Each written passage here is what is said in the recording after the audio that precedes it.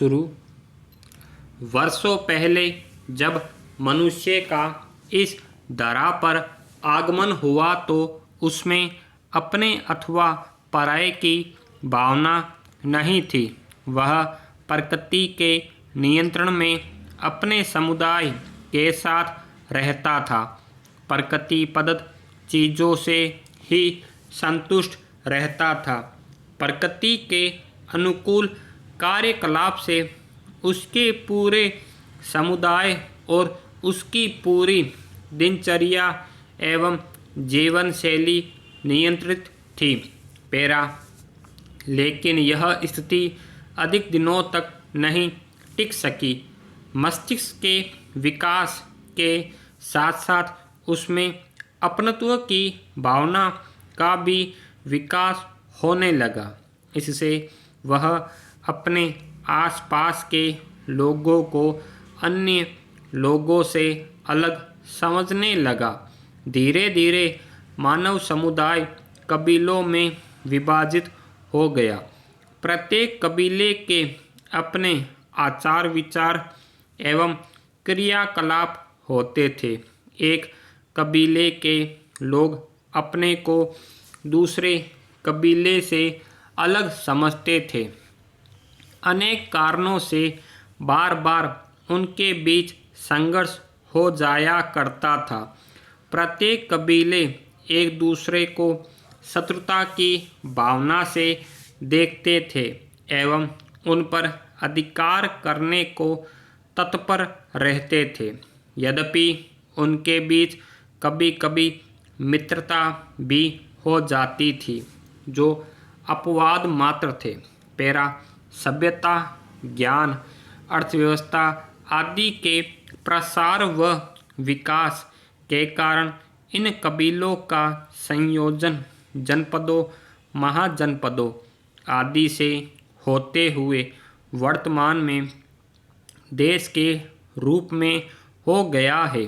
एक देश के क्षेत्रफल को प्रशासनिक एवं अन्य कारणों से सुविधा के लिए बड़े प्रदेशों में विभाजित कर दिया गया है, लेकिन वर्तमान में इन प्रदेशों को और छोटे भागों में बांटे जाने की मांग जन समुदाय में मुखरित हो रही है।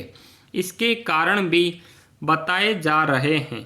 छोटे राज्य बनाए जाने के विभिन्न लाभ हैं।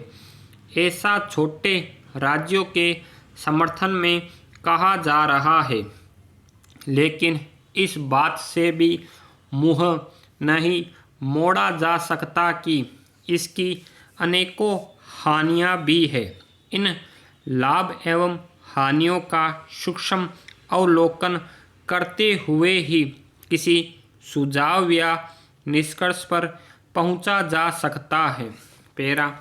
भारत में छोटे राज्यों की मांग नई नहीं है। आज़ादी के पहले से ही लोगों द्वारा छोटे राज्यों की मांग की जा रही थी। कांग्रेस ने इस बात का समर्थन भी किया था, लेकिन आज़ादी के पूर्व होने वाली यह मांग भाषाई आधार पर थी। आज़ादी के बाद धीरे धीरे यह मांग तीव्र होने लगी।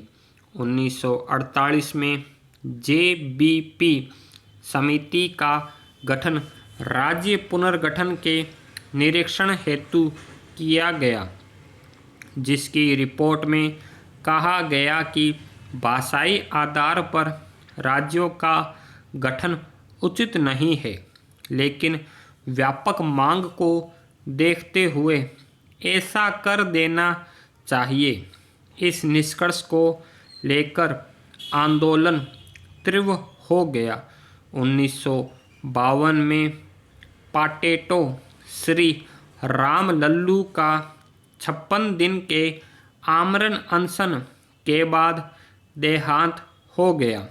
इस बात ने आंदोलन को और हवा दे दी, जिससे 1953 में आंध्र प्रदेश का गठन कर दिया गया।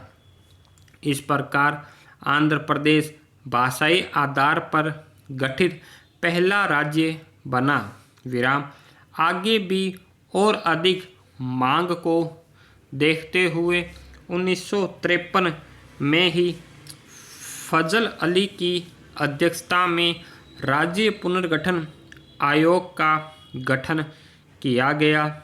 इस आयोग की सिफारिश पर 14 राज्यों एवं 5 केंद्र शासित प्रदेशों का गठन किया गया।